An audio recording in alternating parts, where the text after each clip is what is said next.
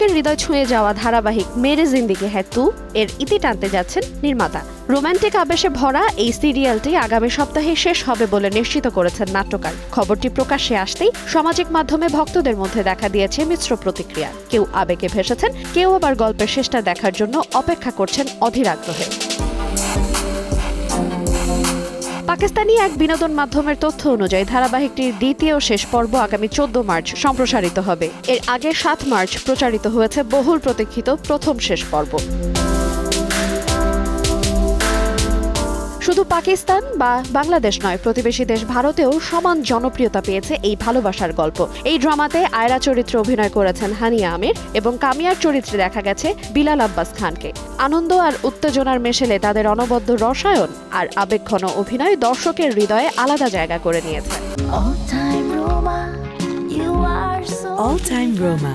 Taste it, love it.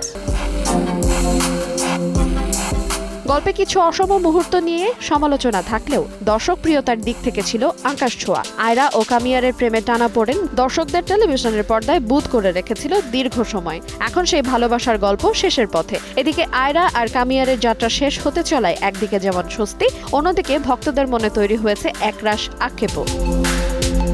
Irin আয়াত, সময় সংবাদ।